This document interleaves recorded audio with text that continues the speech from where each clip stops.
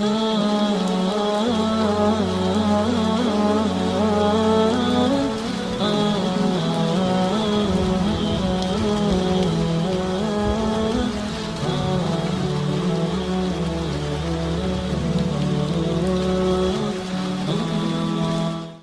جس کتاب کا آپ کی خدمت میں تعارف پیش کریں گے وہ کتاب ہے الامامۃ والتبصرۃ من الحیرہ۔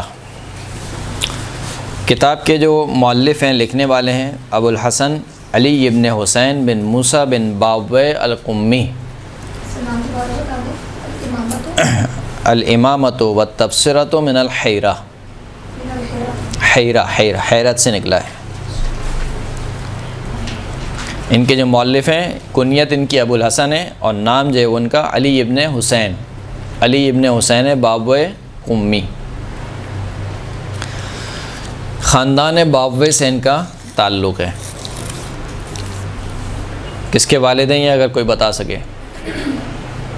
مشہور شخصیت کے والدین، شیخ صدوق اور شیخ مفید کے والدین، شیخ صدوق کے والد گرامی ہیں جی۔ یہ شہر قم میں ان کی ولادت ہوئی اور 329 ہجری میں ان کی وفات ہوئی۔ نجاشی اور دیگر جو علماء ہیں، جو ہمارے علماء رجال ہیں، جنہوں نے رجال میں کتابیں لکھی ہیں، جیسے شیخ طوسی وغیرہ ہیں، ان سب نے ان کی توثیق کی ہے۔ توثیق کی یعنی اس سے کیا مراد ہے؟ یعنی ان کو فقیہ شمار کیا ہے اور ان کو قابل اعتماد جانا ہے کہ یہ شخص فقیہ ہیں اور قابل اعتماد شخصیت ہیں۔ انہوں نے عراق کی طرف مسافرت کی اور پھر وہاں پر جو ہے وہ جو تیسرے نائب تھے امام زمانہ کے، کیا نام تھا ان کا؟ تیسرے نائب کا نام حسین بن روح سے ملاقات کی اور ان سے کچھ مسائل کے بارے میں پوچھا، اور اسی طریقے سے انہوں نے ایک خط لکھا حسین بن روح کے نام اور ان سے تقاضا کیا کہ وہ امام زمانہ عجل اللہ تعالیٰ فرج شریف سے صلی اللہ علیہ محمد و آل محمد، ان سے گزارش کریں کہ وہ ان کے حق میں دعا فرمائیں تاکہ یہ صاحب فرزند ہو جائیں، یعنی ان کی اولاد ہو جائے۔ تو کہا جاتا ہے کہ امام نے دعا فرمائی اور دعا ان کے حق میں قبول ہوئی، اور پھر ان کے 2 فرزند ابو جعفر شیخ صدوق اور ابو عبداللہ ان کے بھائی، شیخ صدوق کے بھائی، یہ 2 متولد ہوئے، ولادت ہوئی ان کی، اور جو اسے کہنا چاہیے مکتب تشیع کے برجستہ علماء میں سے ان کا شمار ہوتا ہے شیخ صدوق، اور خود شیخ صدوق اس بات پر فخر بھی کرتے تھے کہ میں وہ ہوں کہ جو زمانے کے امام کی دعا سے اس دنیا میں آیا ہوں۔ انہوں نے ایک خط بھی لکھا خود امام حسن عسکری کو، اور وہ خط جو ہے، وہ خط کا جو متن ہے وہ مناقب ابن شہر عاشوب میں اس کو نقل کیا گیا۔ خط کیا تھا؟ صحیح انہوں نے خط نہیں لکھا بلکہ امام حسن عسکری نے ان کو خط لکھا۔ امام 11ویں امام نے علی ابن حسین کو خط لکھا۔ اس خط کا متن کیا تھا؟ مما کتب الی ابی الحسن علی ابن الحسین ابن باویہ القمی۔ امام علیہ السلام نے جو خط لکھا علی ابن حسین باویہ قمی کی جانب، وہ کیا تھا؟ وہ یہ تھا، اعتصمت بحبل اللہ۔ امام فرماتے ہیں کہ میں اللہ کی رسی سے پناہ مانگتا ہوں، یعنی پناہ چاہتا ہوں، اللہ کی رسی کو تھامے ہوئے ہوں۔ بسم اللہ الرحمن الرحیم، والحمد للہ رب العالمین، والعاقبۃ للمتقین، والجنۃ للموحدین، والنار للملحدین، ولا عدوان الا علی الظالمین۔ یہ خطبہ ہے، تمام تعریفیں اللہ کے لیے ہیں، عاقبت متقین کے لیے، یعنی اچھی عاقبت، جو عاقبت کا ٹھکانہ، آخرت کا ٹھکانہ ہے وہ متقین کے لیے ہے، جنت موحد لوگوں کے لیے، جو توحید پرست ہیں ان کے لیے جنت ہے، اور جو آتش جہنم ہے وہ کفار کے لیے، اور کوئی عدوان، کوئی ظلم نہیں ہے مگر یہ کہ ظالمین کے اوپر، کوئی عذاب نہیں ہے مگر ظالمین پر۔ لا الہ الا اللہ، کوئی معبود نہیں سوائے اللہ کے، احسن الخالقین، جو کہ بہترین خلق کرنے والا ہے، والصلاۃ علی خیر خلقہ محمد وعطرتہ الطاہرین، اور درود و سلام ہو اس کی بہترین خلقت پر جو کہ کون ہے؟ محمد مصطفیٰ صلی اللہ علیہ وآلہ وسلم، صلی اللہ علی محمد وآل محمد، اور ان کی پاک و طاہر اطرت ان کی اولاد منہا۔ اس کے بارے میں ہم فرماتے ہیں کہ علیک بالصبر و انتظار الفرج۔ علی ابن حسین کو امام نے خط میں لکھا کہ تم پر لازم ہے تم صبر کو اختیار کرو اور فرج یعنی گشادگی، آسائش کے زمانے کا انتظار کرو۔ قال النبی صلی اللہ علیہ وآلہ وسلم افضل اعمال امتی انتظار الفرج۔ میری امت کے جو افضل اعمال ہیں وہ فرج کا انتظار ہے۔ فرج کس کو بولتے ہیں؟ گشائش کو، آسائش کو، صحیح ہے۔ اور یہاں پر جو روایات میں فرج سے مراد کیا ہے؟ ظہور امام زمانہ عجل اللہ تعالیٰ فرج شریف، کیونکہ صلی اللہ علیہ محمد وعلی محمد۔ ایک مومن کو جو حقیقی معنی میں آسائش حاصل ہوگی وہ کب ہوگی؟ جب امام ظہور فرمائیں گے کہ جب جو دنیا ہوگی وہ عدل و انصاف سے بھر دی جائے گی، وہ ایک معاشرہ جو آئیڈیل معاشرہ، جو جسے کہنا چاہیے کہ جو انسانیت کا تمنا ہے کہ ایسا معاشرہ ہو، وہ معاشرہ کب ہوگا؟ امام ظہور فرمائیں گے۔ تو فرمایا کہ میری امت کے افضل اعمال میں سے یہ کہ فرج کا انتظار کیا جائے۔ ولا يزال شيعتنا في حزن حتى يظهر ولدي الذي بشر به النبي يملأ الارض قسطا وعدلا۔ فرماتے ہیں کہ یعنی امام نے خط میں لکھا کہ ہمارے شیعہ ہمیشہ حزن میں رہیں گے، غم و اندوہ میں رہیں گے، یہاں تک کہ میرے بیٹوں میں سے ایک وہ بیٹا ظہور کرے کہ جس کے بارے میں رسول اللہ صلی اللہ علیہ وسلم نے بشارت دی ہے۔ کیا بشارت دی ہے؟ کہ یملأ الارض قسطا وعدلا، بشارت دی ہے کہ وہ زمین کو عدل و انصاف سے بھر دے گا۔ کما ملئت جورا و ظلما، جس طریقے سے یہ زمین بھر چکی ہوگی ظلم اور جور سے۔ فاصبر یا شیخی، پس اے میرے شیخ تم صبر کرو۔ کس کو مخاطب کیا ہے؟ امام نے کس کو مخاطب کیا یا شیخی کہہ کے؟ علی ابن حسین باب قمی کو، کہ اے میرے شیخ تم کیا کرو؟ صبر کرو۔ یا ابا الحسن، اے ابو الحسن تم صبر کرو۔ وَأْمُرْ جَمِيعَ الشِّيعَةِ بِالصَّبْرِ، اور میرے تمام شیعوں کو صبر کی تلقین کرو، صبر کا حکم دو۔ فَإِنَّ الْأَرْضَ لِلَّهِ يُورِثُهَا مَن يَشَاءُ، کیونکہ پوری کی پوری زمین اللہ کی ہے، اللہ بادشاہ ہے، مالک مطلق ہے، خالق مطلق ہے اس روئے زمین کا، وہ جس کو چاہے زمین کا وارث بنا دے اپنے بندوں میں سے۔ یورثها من یشاء من عبادہ، والعاقبۃ للمتقین، اور آخرت متقین کے لیے ہے۔ والسلام علیک وعلی جمیع شیعتنا ورحمۃ اللہ وبرکاتہ، تم پر بھی سلام ہو، ہمارے تمام شیعوں پر ہمارا سلام ہو، اور اللہ کی رحمت اور اللہ کی برکتیں ہوں۔ وصلی اللہ علی محمد وآلہ۔ یہاں پر جو ہے وہ یہ خط ختم ہو جاتا ہے۔ اگرچہ یہ خط جو ہے وہ فقط جو اس کا منبع ہے وہ مناقب ابن شہر عاشوب ہے، یعنی اس کے علاوہ اور کہیں یہ خط نقل نہیں کیا گیا، اگرچہ کہ جو خط کا متن ہے وہ ثابت ہے دوسری روایت سے۔ جیسے کیا کہا گیا اس خط میں کہ تم صبر سے کام لو، تم جو ہے وہ انتظار کرو، فرج کا انتظار کرو۔ افضل اعمال امتی کیا ہے؟ انتظار الفرج ہے۔ ہمارے شیعہ جو حزن و ملال میں رہیں گے یہاں تک کہ جب تک میرے بیٹا ظہور نہ کر جائے۔ تو جو خط کا جو متن ہے اس پہ کوئی اشکال نہیں ہے، وہ متن ثابت ہے دوسری روایت سے، لیکن خود یہ خط اس طریقے سے لکھنا امام حسن عسکری کا علی ابن حسین کو، اس میں کہتے ہیں کہ یہ خط اول تو سوائے مناقب ابن شہر عاشوب کے اور کسی اور کتاب میں نہیں، حتیٰ شیخ صدوق نے اپنی کسی کتاب میں نقل نہیں کیا۔ شیخ صدوق بیٹے ہیں، تو اگر یہ خط آیا ہوتا اس طریقے سے ہوتا تو وہ یقیناً اپنی کتاب میں نقل کرتے۔ تو خود شیخ صدوق نے اپنی کسی کتاب میں اس خط کا کوئی تذکرہ نہیں کیا۔ اس کے علاوہ جو اس متن میں عبارت استعمال کی گئی فصبر یا شیخی، شیخ کس کو بولتے ہیں عربی میں؟ مسن شخص کو، یعنی جس کی جو عمر رسیدہ ہو اس کو شیخ کہا جاتا ہے، جس کی عمر کافی ہو اس کو شیخ کہا جاتا ہے۔ اب امام کے جو رحلت ہوئی ہے، یعنی امام کی شہادت ہوئی ہے، وہ کب ہوئی ہے؟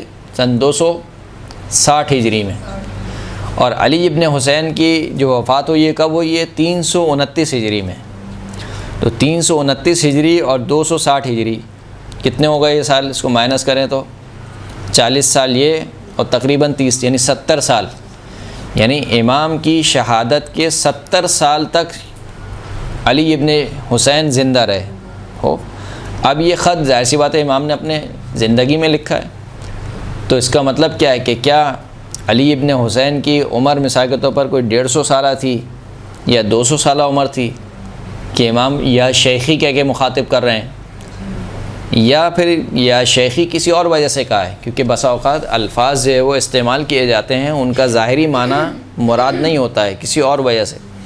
تو بہرحال کہا کہ یہ خط اس طریقے سے لکھنا بہرحال مشکوک ہے کہ امام نے اس طریقے سے خط لکھا ہو، لیکن جیسے کہ میں نے عرض کیا کہ اس خط کا جو متن ہے اس متن میں کوئی شک و شبہ نہیں ہے، وہ دوسری روایت سے ثابت ہے۔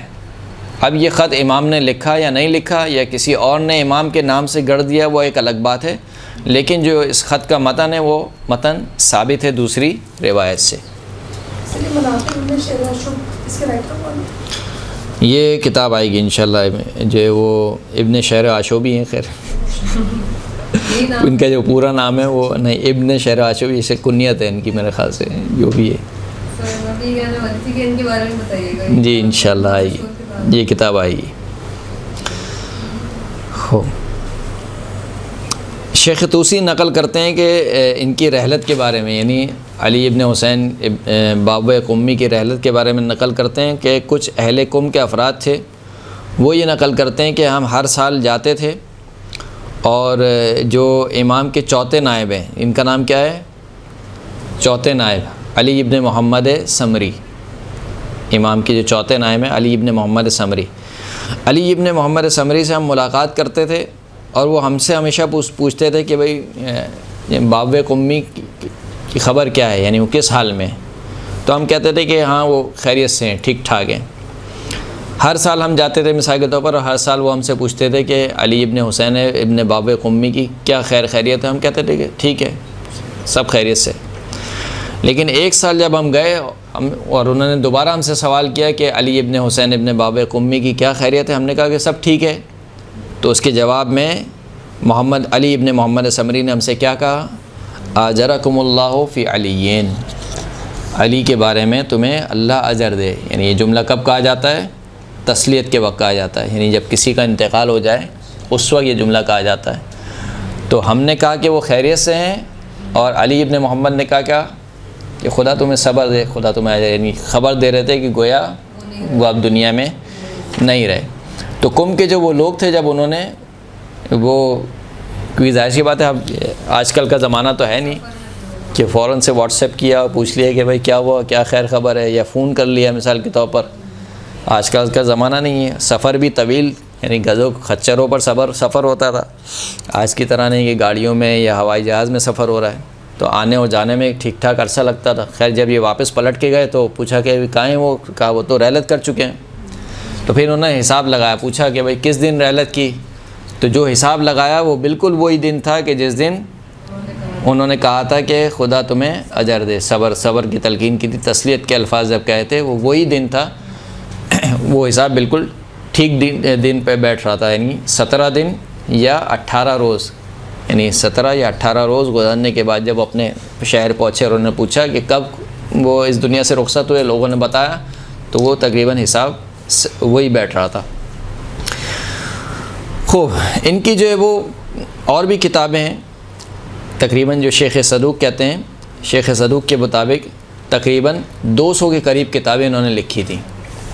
علی ابن حسین باب قمی نے 200 کی کتابیں، جن میں کتاب توحید، کتاب وضو، کتاب صلاۃ، کتاب جنائز، کتاب الامامۃ والتبصرۃ من الحیرہ جس کے بارے میں ابھی ہم پڑھ رہے ہیں، کتاب املا نوادر، کتاب منطق، کتاب اخوان، کتاب النساء والولدان، کتاب شرائع، کتاب تفسیر، کتاب نکاح، کتاب مناسک حج، قرب الاسناد، کتاب تسلیم، کتاب طب، کتاب موارث، کتاب معراج، یہ ان کی کتابوں میں سے چند کے نام ہیں گے۔ البتہ ایک مناظرہ بھی انہوں نے کیا تھا محمد ابن مقاتل کے ساتھ، وہ جو مناظرہ تھا اس کا ایک رسالے کی اس کو شکل دی گئی کہ جس کا نام الکر والفر تھا، الکر والفر۔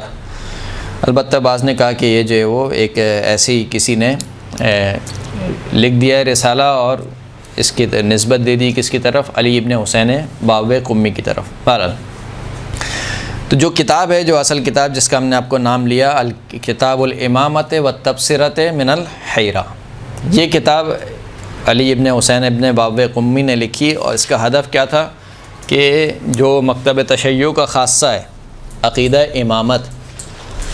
امامت کو بیان کیا جائے، اور بالخصوص عقیدہ امامت میں بھی جو غیبت کے دور میں شبہات ہیں ان شبہات کو دور کیا جائے، کیونکہ جو آپ اس کے نام سے دیکھیں گے وہ کیا ہے، التبصرۃ من الحیرہ، حیرہ بولتے ہیں حیرانگی کو، کیونکہ جب غیبت واقع ہوئی اور دوسری طرف سے تشیع کا یہ عقیدہ تھا کہ ہر دور میں امام کا ہونا ضروری ہے، تو شروع میں غیبت ہضم نہیں ہو رہی تھی، یعنی کیسے ممکن ہے کہ مان لیں کہ امام ہے لیکن نہیں ہے بھی اور نہیں بھی ہے، کیسے مان لیے؟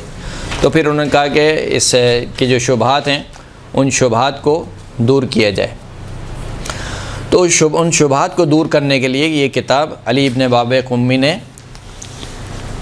الحسین ابن باب قمی نے لکھی۔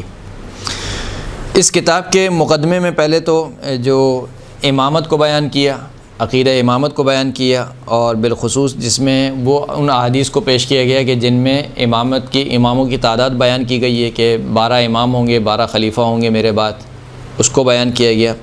اور اس کو بیان کرنے کے بعد جو ایک وصیت چلی تھی، یعنی خدا نے وصیت کی تھی حضرت آدم کو، حضرت آدم نے وہ وصیت کی اپنے بعد آنے والے نبی کو، پھر اس سے وہ چلتے چلتے وہ وصیت آئی کہاں پر؟ حضرت محمد مصطفیٰ صلی اللہ علیہ وآلہ وسلم پر، صلی اللہ علیہ محمد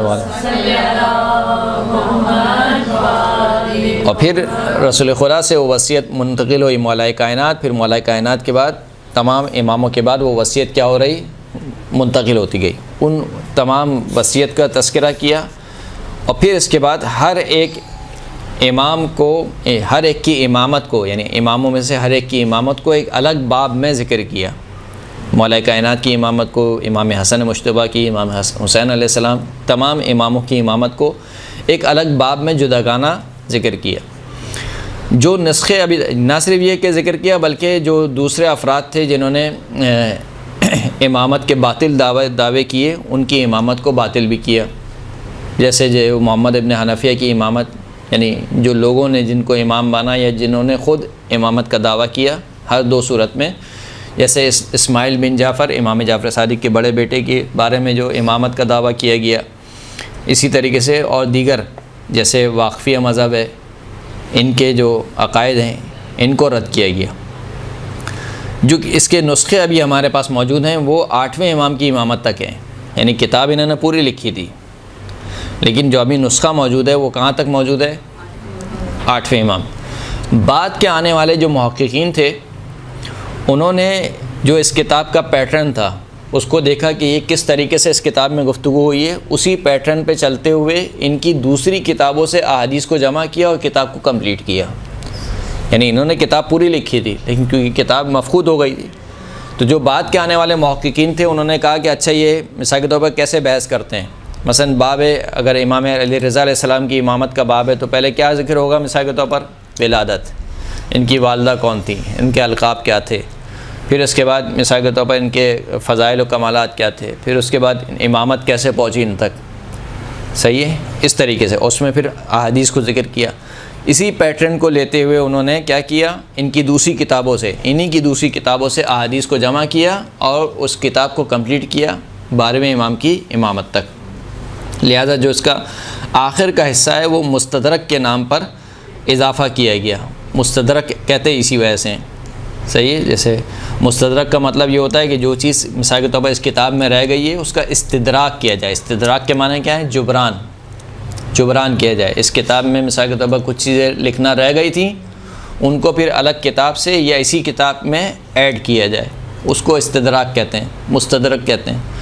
جیسے کہ المستدرک علی الصحیحین جو حاکم نیشاپوری کی کتاب ہے، مشہور کتاب ہے، جو صحیح بخاری اور صحیح مسلم کے استدراک پہ لکھی۔ استدراک کا مطلب کیا ہے کہ یعنی انہوں نے لکھا ہے کہ وہ احادیث جو بخاری اور مسلم کے معیار کے مطابق صحیح تھیں اور انہوں نے نقل نہیں کی، یعنی بخاری میں نے نقل نہیں کی اور مسلم میں نقل نہیں کی، اس احادیث کو نقل کیا گیا کہاں پر؟